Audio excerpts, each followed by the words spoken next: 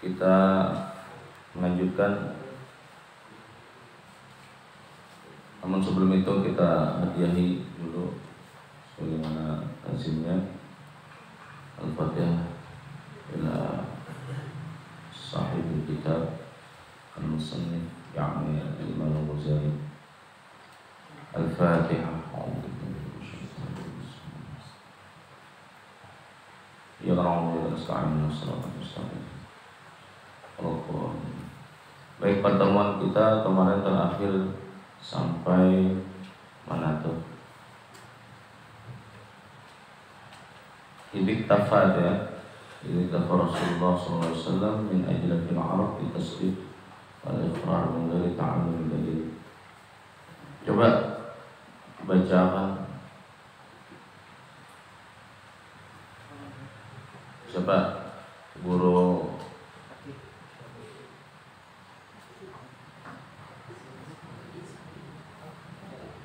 please guru siapa yang di belakang Surya?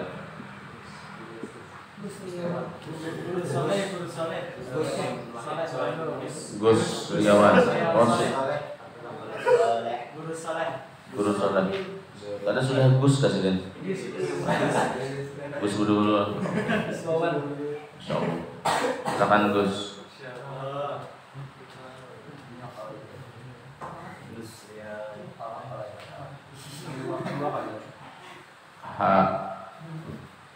Yang ini kemarin tadi tempat sampai al-iqrar min ghairi ta'allum dari fa idza fa'ala dzalika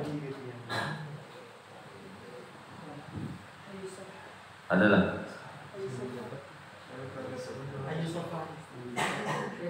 beda kan?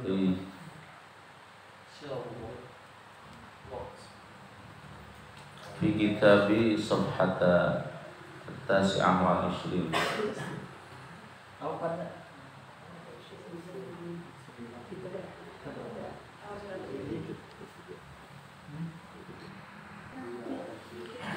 فإذا فعل ذلك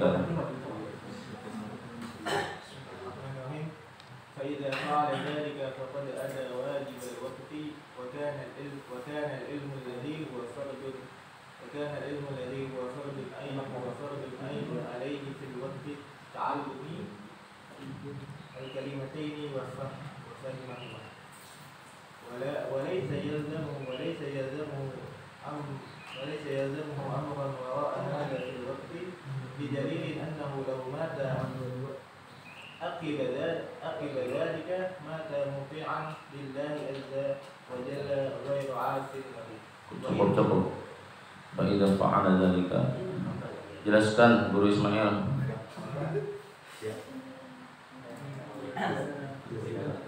Guru Rafi yang siap. Siap. Ya, dikit aja, jelaskan dikit. Dengarkan yang lain lah. Bismillahirrahmanirrahim. Idza ma'ala dzalika, apabila mengerjakan ya ketika demikian itu membenarkan rajul dengan syahadat dan meyakini dengan angka. Nah, itu penjelasannya tuh. Fakat ada wajibal waktu, maka menunaikan dia rajul akan waktu balik. Maka ilmu adalah ilmu alladzi ilmu wa fardu ilmin alaihi. Mula ya ilmu itu fardu ain atas rajul. Fil waktu pada ketika itu ta'allumu kalimatain yaitu mempelajari dua kalimat syahadat wa fahmahuma dan memahami dua kalimat syahadat. Lalu saya jamu'u amrun, dan tidak ada bagi rajul yang wajib baginya rajul perkara wara dalika sesudah demikian itu mempelajari dua kalimat syahadat. Fil waktu pada ketika itu didalili dengan dalil annahu law mata akibat dalika, jika dalam mati ya rajul sudah demikian itu mengucapkan kalimat syahadat maka muti'an lillahi azza wa jalla wa ila asin lahu, mati ya rajul hal keadaannya taat kepada Allah azza wa jalla wa ila masyiatin lahu, jika ada maksiat baginya rajul. Nah, jadi itu penjelasannya. Kalau kawan-kawan yang belum terbiasa di pondok-pondok tradisional itu terjemahannya bagus tekstual dan kita bisa belajar bahasa dari cara seperti itu ya. Meskipun kadang-kadang penjelasan secara umum itu akan diperlukan juga gitu. Jadi maksud daripada perkataan Imam Ghazali atau penjelasan beliau ini, kita sebelumnya kan bersentuhan dengan kewajiban seseorang yang apabila memasuki usia akil balik atau dia baru mengenal Islam, katakanlah seorang mu'alaf umpamanya, setelah dia mengucap syahadat dan dia tidak dituntut harus memahami secara mendalam terminologi syahadat itu apa, kemudian pembuktiannya seperti apa. Dia cukup percaya saja dengan makna tiada Tuhan selain Allah dan Muhammad Rasulullah itu, meskipun dia bertaklid kepada ulama-ulama yang otoritatif untuk itu. Selanjutnya dia tidak dituntut apa-apa dulu. Nah itu kata Imam Ghazali. Ketika dia sudah melakukan itu tadi, cukup percaya dan bertaklid atau beingkut bahasa kita dengan ulama tadi, maka saat itu dia sudah menunaikan kewajibannya setelah dia mengenal Islam atau sesudah dia masuk usia akil balik. Itulah gitu kan yang dia itulah ilmu yang fardu ain bagi dia saat itu, yaitu mempelajari dua kalimat syahadat dan memahami maknanya. Cukup mempelajari di sini hanya belajar mengucapkan lafaznya, karena tidak semua orang, apalagi orang yang baru masuk Islam, itu fasih menyebutkan kalimat syahadat. Kadang-kadang asyhadu itu harus diulang beberapa kali baru dia bisa menyebutkan asyhadu. Bisa juga asyhadu, jangan asyhadu juga. Salah-salah melafazkannya. Nah, maka perlu mempelajari itu dulu. Walaysa yalzamuhu amrun wara'a hadza fil waqti. Dia tidak mendapat beban apapun sebelum itu gitu kan. Maksudnya di waktu itu yang menjadi beban bagi dia hanyalah belajar dua kalimat syahadat tadi. Bidalilin annahu law mata aqibata lika mata muti'an lillahi azza wa jalla wa ghairu 'asin lahu. Ulama-ulama banyak memberikan dalil-dalil bahwa orang yang sesudah mengucap dua kalimat syahadat kemudian diwafatkan oleh Allah, maka dia dianggap orang yang wafat dalam ketaatan kepada Allah dan sama sekali tidak dihitung kemaksiatan-kemaksiatan sebelumnya. Kira-kira ini berlaku untuk orang yang baru kenal Islam sajakah? Atau orang yang baru akil balik tadi sajakah? Atau ini juga bisa berlaku bagi kita yang sudah lama Islam tapi baru menyadari gitu loh. Artinya kita baru bertobat. Kemudian sesudah tobat kita melafazkan betul-betul, memahami atau kemudian meresapi dua kalimat syahadat itu kemudian kita ucapkan. Tiba-tiba sesudah itu kita diwafatkan oleh Allah. Nah itu juga muti'an lillah juga. Makanya cita-cita kita itu waj'al akhir kalamina inda intihai ajalina qaula la ilaha illallah Muhammadur Rasulullah. Itu kan sering kita baca dalam doa-doa, terutama ketika kita ada acara-acara tahlilan lah, aulan itu mesti ada lafaz itu, kalimat itu. Nah itu pertama begitu. Baca lagi siapa yang mau? Bet, siapa? Fauzan. Nah silakan Fauzan. Guru Fauzan. Sabar sebarang. Kita yang penting lah sering mempraktekkan, insyaallah nanti bisa seperti guru Rafi'i semua.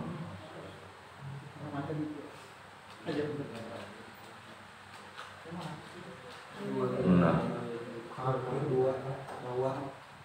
Wa innama yajibu ghairu dzalika. Wa innama yajibu ghairu di awal ini ta'abud وليس ذلك ضروريا في حق كل شخص بل يتصور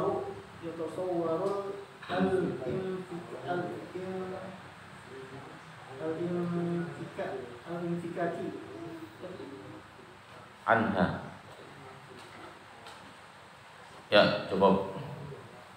Wa innama yajibu ghairu dzalika bi'awarid tu'ridu wa laysa dzalika daruriyan fi haqqi kulli syakhsin bal yatasawwaru al-infikak anha. Dah, maksud ya. Nah, artinya apa nih?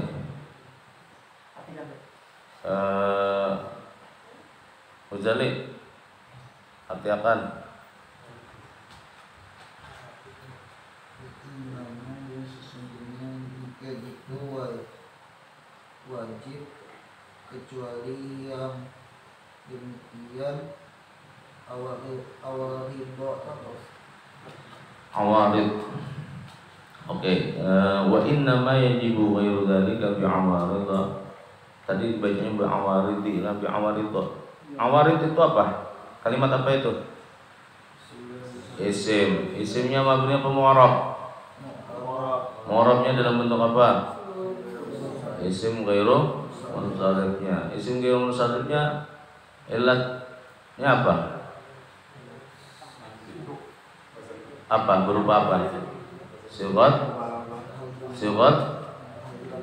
muntahal jumu'. Sigat muntahal jumu' yang populer wazannya ada berapa? Apa saja? Mafa'ilu, mafa'il. Nah, sekarang awarid di sini wazannya apa? Mafa'ilu bukan, mafa'ilu juga bukan. Awaridun. Apa tuh? Awaridun itu kalau kita wazankan kemana guru? Awarid.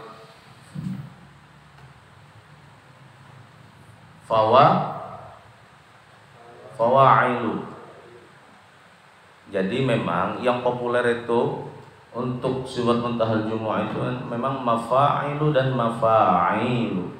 Tapi selain dua wazan itu ada juga fawa'ilu, fa'ailu, fa'alilu. Contohnya ini misalnya seperti ini, awarid. Apa tadi? Fawa'ilu. Nah, ini juga sigat muntahal jumu'ah bi awaridha. Kenapa dibaca fathah? Karena apa? Karena yang tak bertanwin dhammah fathah kan itu rumusnya. Rafa dengan dhammah, nasab jarnya dengan fathah untuk isim ghairu munsharif. Nah, awarid di sini termasuk isim ghairu munsharif berupa sigat muntahal jumu' mengikut wazan fawa'il. Nah, yang tidak populer lagi seperti hadaiqa. Nah, hadaiqa itu wazannya apa? Fa'ail. Sigat muntahal jumu' juga itu. Memang tidak populer.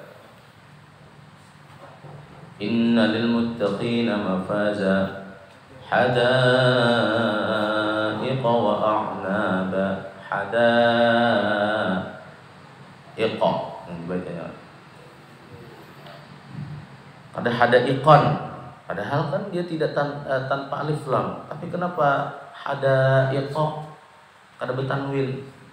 Karena tadi isim ghairu munsharif berupa sigat muntahal jumu' mengikut wazan fa'il.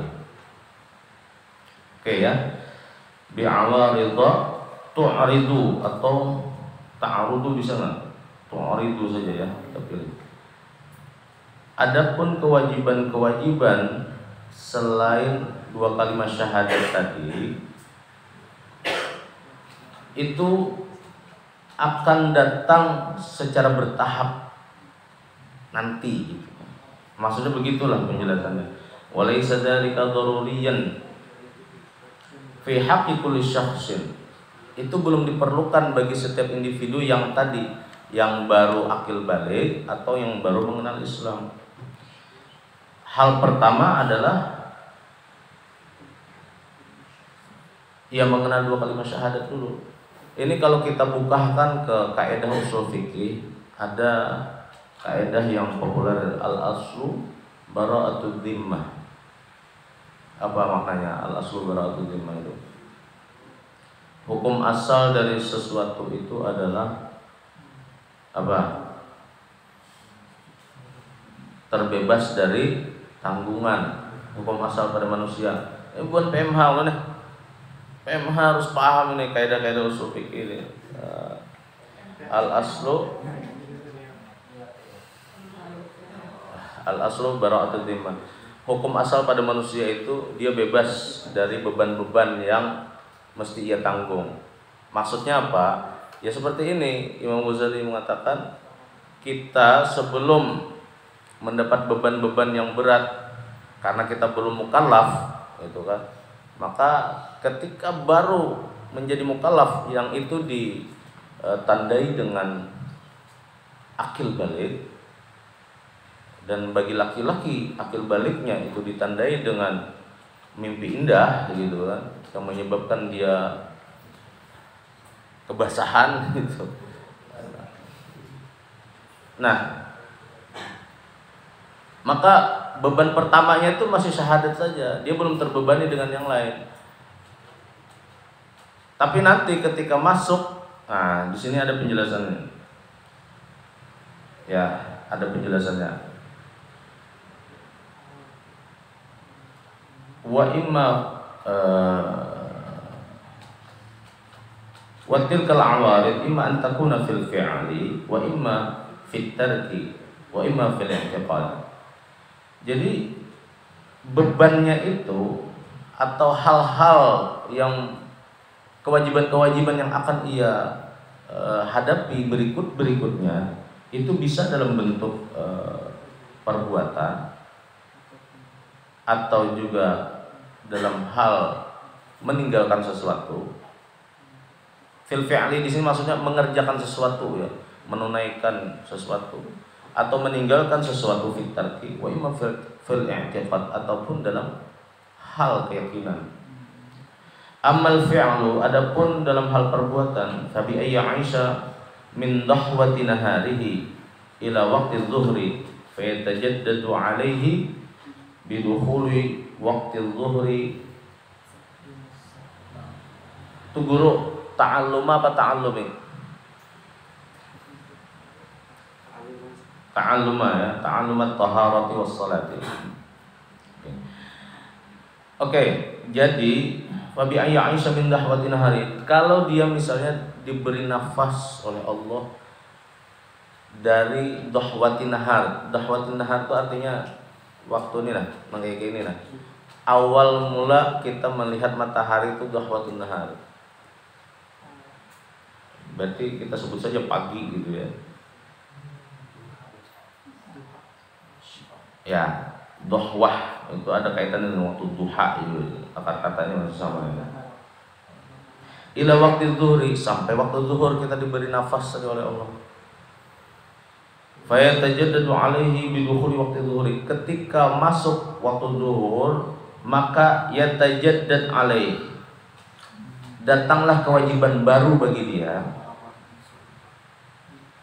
Apa kewajiban barunya? Ta'alluma at-taharah was-shalah. Dia harus belajar bagaimana tata cara taharah, bagaimana tata cara salat. Nah, itu maksudnya. Beban-beban itu datang kemudian.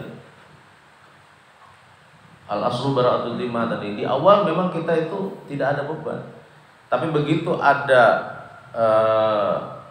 fase-fase tertentu yang kita masuki, maka beban itu bertambah. Kita kemudian tidak lagi disebut orang yang belum akil, tapi kita sudah disebut akil balik ketika tadi kita sudah kalau laki-laki kita mimpi tadi. Maka sejak saat itulah kita mukallaf. Sejak saat itulah kita terbebani dengan kewajiban-kewajiban. Bagi orang yang baru masuk Islam, ya dia juga mengalami kewajiban yang sama seperti orang yang baru akil balik gitu ya. Jadi sesudah belajar syahadat dia belajar thaharah dan sholat. Saya sedikit menyimpangkan sedikit perluasan makna al-bara'atul dhimmah tadi ya. Supaya kada fokus pada ini saja. Jadi bara'atul dhimmah itu kalau dalam konteks muamalah, konteksnya muamalah. Kalau ini kan tadi ibadah mahdhah ya. Konteks muamalahnya itu kalau misalnya ada dua orang berseteru antara pencuri dan pihak yang dicuri, kemudian muncul angka di situ gitu kan, angka yang dicuri gitu, maksudnya gitu kan. Siapa angka siapa atau angka versi siapa yang dimenangkan? Versi pencuri kah atau versi yang dicuri? Nah, nanti tergantung. Kalau misalnya menurut pencuri angkanya cuma 1 juta, menurut yang dicuri angkanya 2 juta. Nah, maka yang dipakai itu adalah angka pencuri yang 1 juta itu. Kenapa? Kaidahnya al-aslu bara'atul dhimmah. Hukum asal bagi seorang itu dia tidak dibebankan sebetulnya. Nah, tapi bukan berarti orang yang dicuri itu tidak punya kesempatan. Dia punya kesempatan, tapi dia harus bisa membuktikan. Maka yang diminta membuktikan di sini adalah seorang pihak yang dicuri. Kenapa? Karena pihak dicuri ini bisa juga menambah-nambahi angkanya ya Allah. Nah itu contohnya. Begitu juga buat kan misalnya bisa utang dengan kawan. Jarak kawan, ini tuh utang 500.000. Kita merasa berhutang 100.000 aja. Banyak mana? Kalau biasanya 400 ya. Bekancangan ya Allah apa segala macam. Nah dihadirkan ke kodi, tapi kita kan ada lagi ya masa-masa itu. Ya mungkin dihadapkan kepada orang lah gitu kan. Atau di meja hijau kan umpamanya kan. Ngeri juga meja hijau. Meja ini coklat aja non. Kecuali dilapaki pakai warna hijau jadi meja hijau gitu. Nah itu akhirnya kan wah debat. Nah sebetulnya penyelesaiannya begitu. Yang diakui itu adalah kalau kawan yang menghutangi itu ingin mengklaim 500 itu dia harus bisa membuktikan. Ada nggak bukti chatnya umpamanya kan, atau ada nggak perjanjian hitam di atas buktinya umpamanya gitu kan. Ada dan seterusnya lah gitu. Perlu pembuktian. Nah itu dibebankan kepada orang yang dihutangi. Atau misalnya juga orang bukan hanya sekedar hutang tapi hibah gitu. Hutang kah hibah? Nah, yang dimenangkan itu hibah. Kalau yang menghutangi hendak ini dia perlu membuktikan dia harus. Nah itu apa istilahnya perluasan pemahaman pada al-aslu bara'atul dhimmah ya. Ini tidak ada pembahasannya sebetulnya di sini, tapi tidak apa-apa kita layau sendiri. Kita lanjut. Fa in kana sahihan wa kana bihaitsu law sabara ila waqti zawali syamsi lam yatamakkan min tamami ta'allumi wal 'amali fil waqti bal yakhrujul waqtu law ishtaghala bi ta'allum fala yab'uda ay yuqala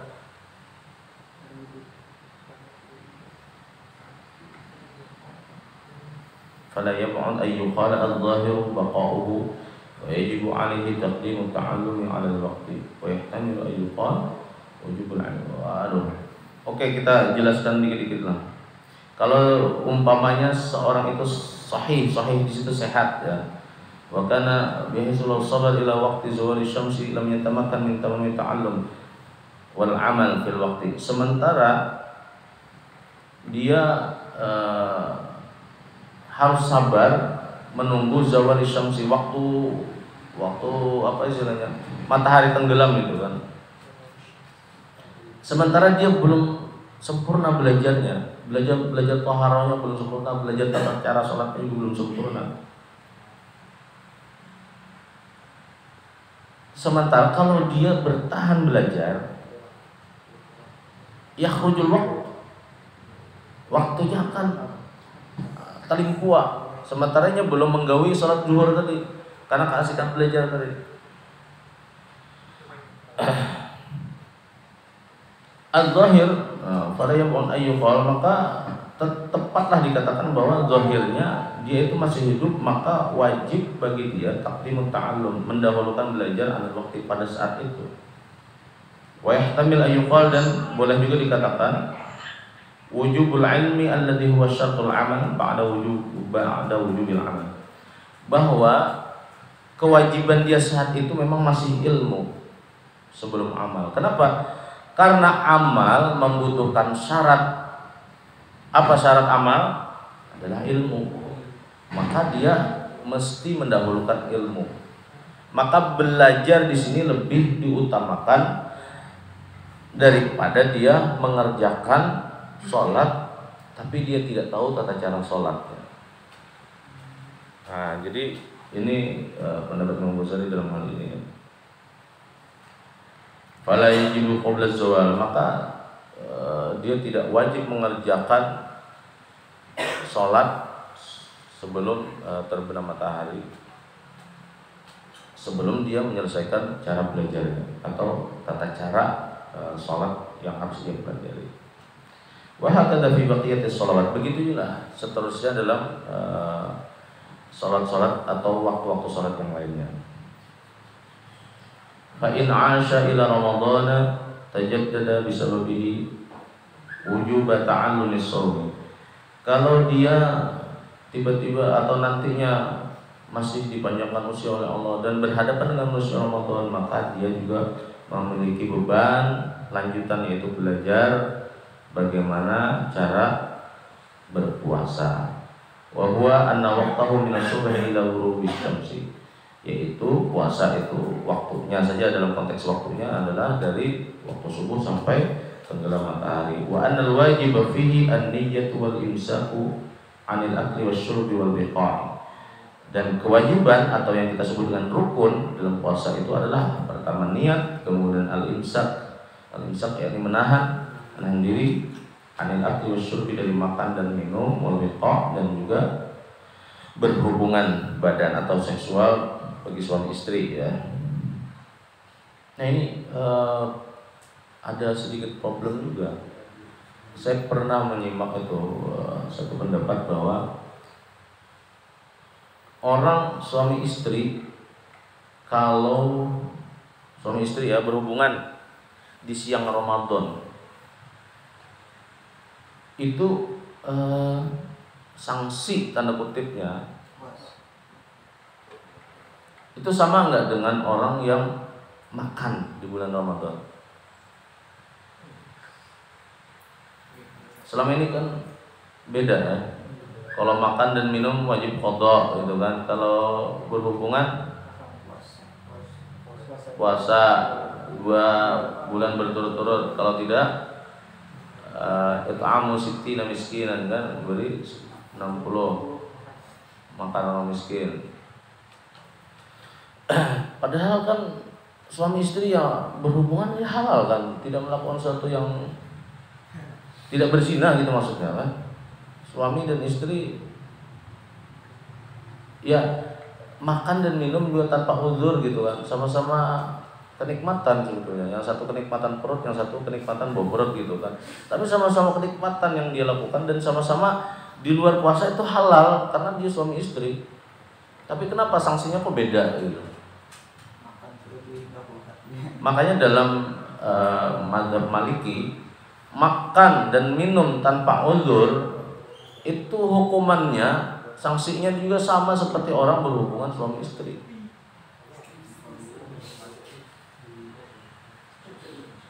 Kenapa? Dan bisa jadi skripsi. Ya kan? Masalahnya situ. Kenapa? Oh, sama-sama halal, di luar Ramadan kan sama-sama halal nih. Tapi kenapa sanksinya kok beda? Nah, makanya dalam mazhab Maliki itu tidak ada beda. Makan, minum tanpa uzur itu sanksinya juga sama. Dia harus berpuasa syahrain mutatabi'ain, 2 bulan berturut-turut juga sanksinya. Nah, untungnya kita nih mazhabnya apa? Kita ini kebanyakan Syafi'i, maka aman-aman saja.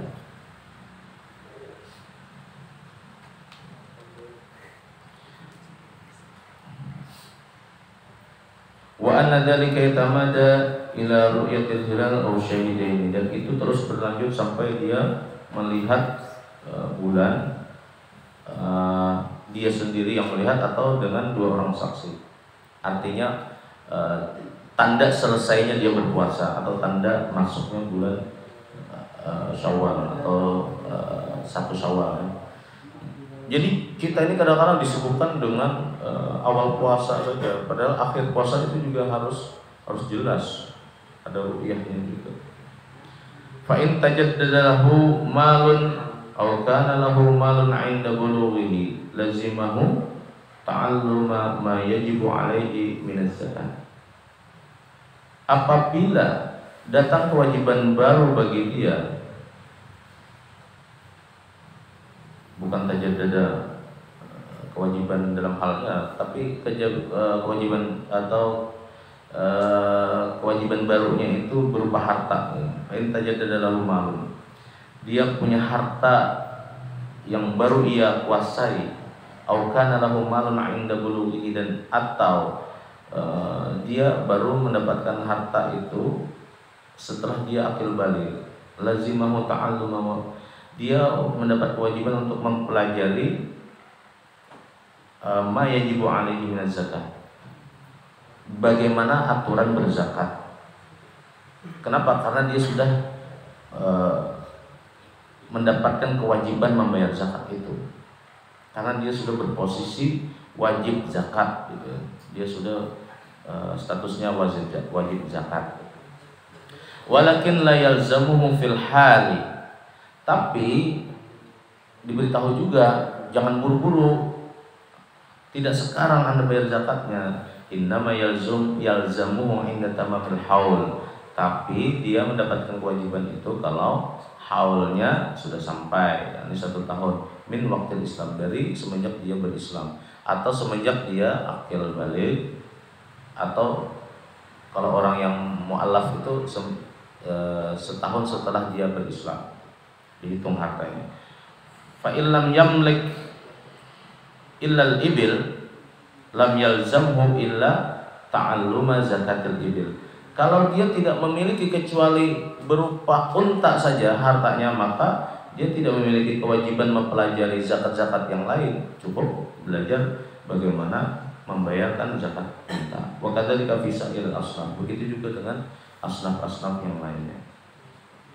Fa idza dakhala fi ashhuril haji, apabila dia masuk ke bulan haji gitu kan, fala yalzamhu al-mubadarah ila ilmil haji, dia tidak diwajibkan untuk bersegera mempelajari bagaimana ilmu atau fikih haji, ma'anna fi'lahu 'ala tarahi, karena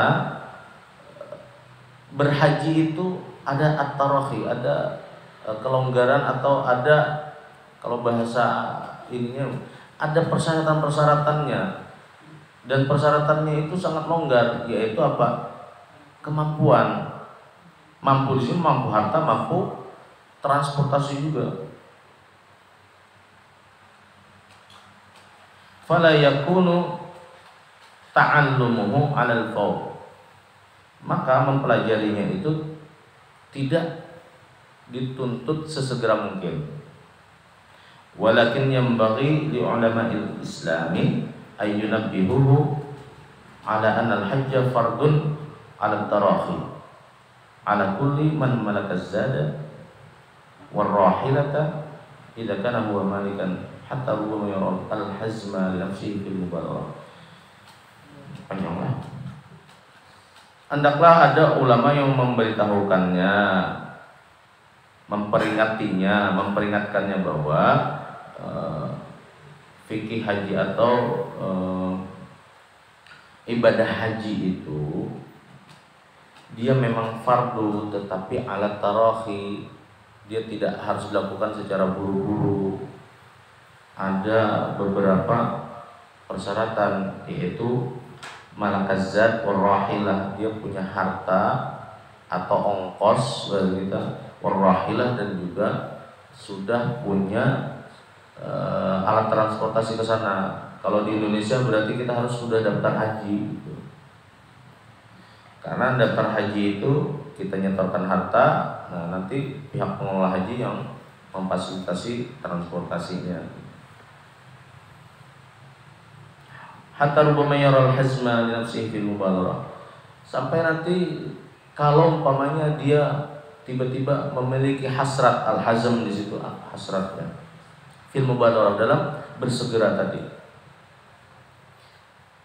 Fa inda dzalika idza azama alaihi lazimahu ta'alluma kaifiyat al-hajj.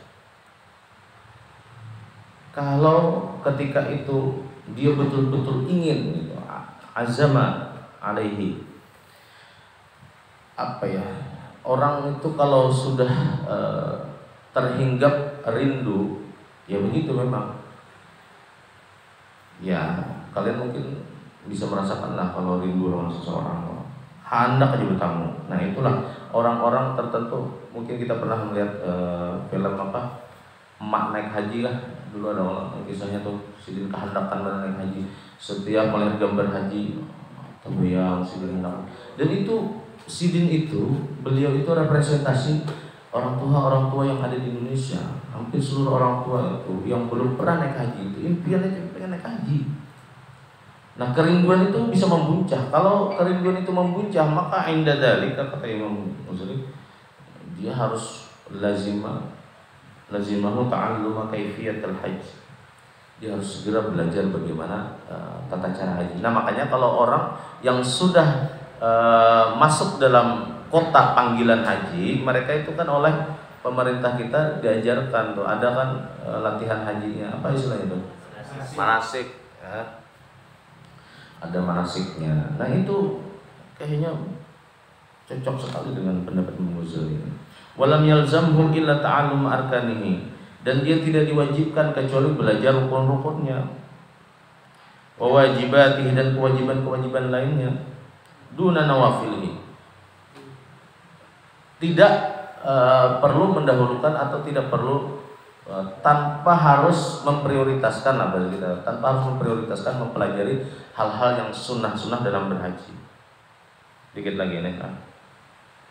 Fa in fi'lu dzalika naflun fa ilmuhu aidun naflun. Apabila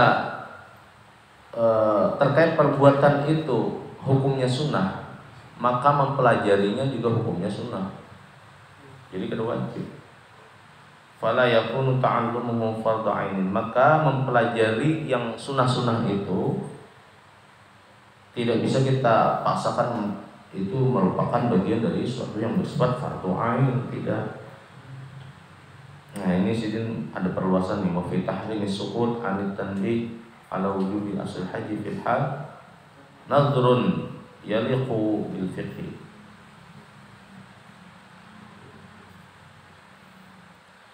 Jadi as-sukut 'anit tanbih, orang yang mengabaikan memberitahu perihal hal-hal seperti ini kepada orang yang baru mengenal Islam, ini dianggap haram, dianggap terlarang. Maksudnya begitu, tidak patut bagi orang yang mengetahui hal-hal seperti ini, bahwa orang yang baru kenal Islam itu tidak perlu dipaksa untuk langsung mengerjakan yang fardu-fardu secara beruntun gitu kan. Semua fardu harus dipelajari seketika gitu kan, termasuk berhaji padahal dia baru masuk Islam gitu. Nah orang yang mengetahui perihal ini kemudian tidak memberitahukan, tidak memperingati, nah ini haram jatuhnya. Jadi bukan pian, termasuk saya juga. Kalau misalnya kita berkesempatan memiliki kolega yang baru kita kenal dan dia mu'allaf umpamanya, supaya mudah kita sebut saja mu'allaf gitu kan. Nah dia ini orang yang sangat antusias sekali terhadap Islam, kemudian dia buru-buru ingin mempelajari semua pelajaran Islam. Ini perlu kita peringati dia, jangan buru-buru. Karena kalau kita tidak memperingati, kita ya kalau Imam Ghazali mengatakan kita melanggar aturan gitu. Ya, terutama dalam wujud asal haji fil hal.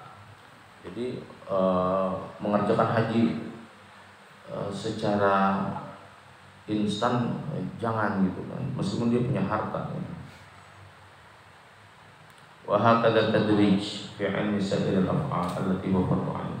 Demikianlah bahwa ilmu-ilmu yang bersifat fardhu 'ain itu juga ada tadrijnya, ada prosesnya, ada tahapan-tahapannya gitu. Jadi istilahnya ya sesuatu itu harus ada prosesnya gitu. Al-ilmu bitadrij. Ilmu itu juga ada prosesnya. Ya mungkin itu saja yang bisa kita kaji bersama. Mohon maaf terlalu banyak baca teksnya. Mudah-mudahan ada manfaatnya bagi kita. Kita akhiri dengan hamdalah. Subhanallah wa bihamdihi, subhanallahi wa bihamdihi, asyhadu an la ilaha illa anta, astaghfiruka wa atubu ilaik. Wassalamualaikum warahmatullahi wabarakatuh.